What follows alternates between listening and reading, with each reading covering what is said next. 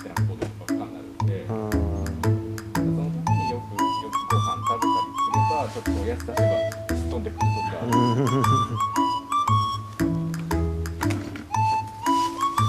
あ、何か今日。さっきのワンちゃんじゃない。こっちですか。さっき追いかけたしたな。違う。匂い嗅いで違う。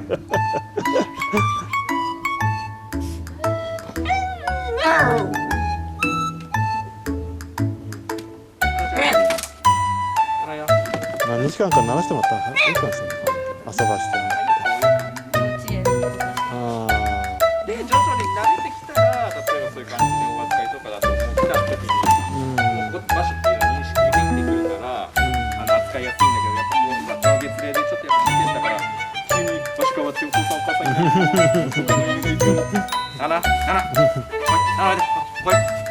追われたら逃げるけど。お母さんだと思って。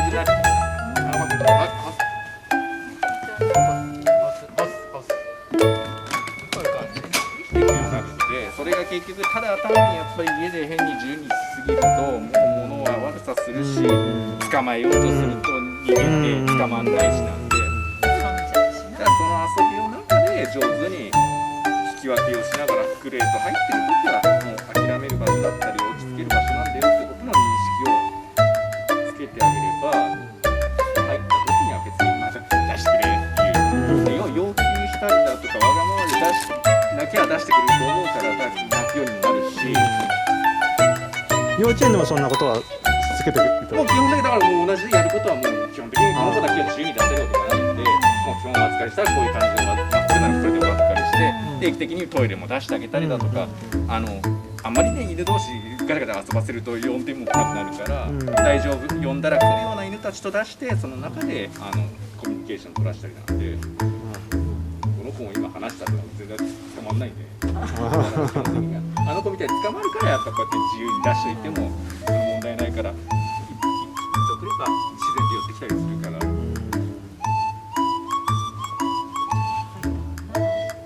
日にち決めて何日間か。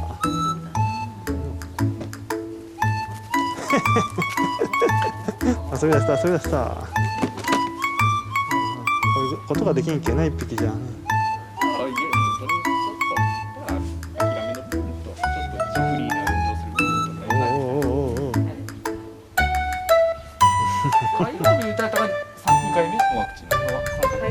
2回目だ2回目。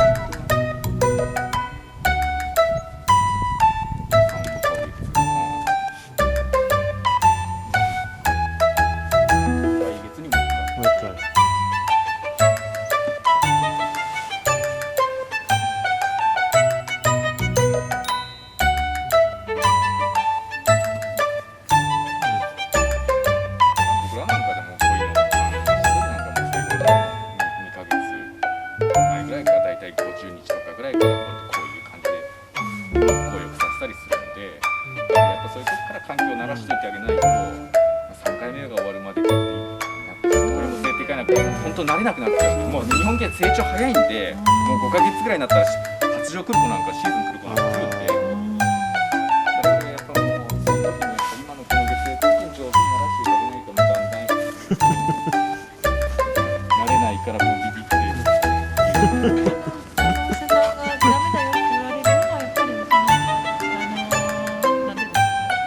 まあ要は飼い主さんだからいろんなとこ連れて行きたがるっていうのもあるんで、例えばもう自由にしていいですよっていうとなるのは、じゃあどっから行ってみようかな、じゃあせっかくだからどういうとこ連れて行ってみようかなと思う。抵抗力がまだちょっとないから、その病気にかかった時にそう心配はだから結局いろんなとこ連れてって結局変にやっぱ子供だから遊ぶのも大事なんだけども、やっぱ休ませるってこともしとかないといけないっていうのがあるんで、やっぱり構いたいからじゃああそこ連れて行ってあげろ、あそこ連れて行ってあげろっていうふうに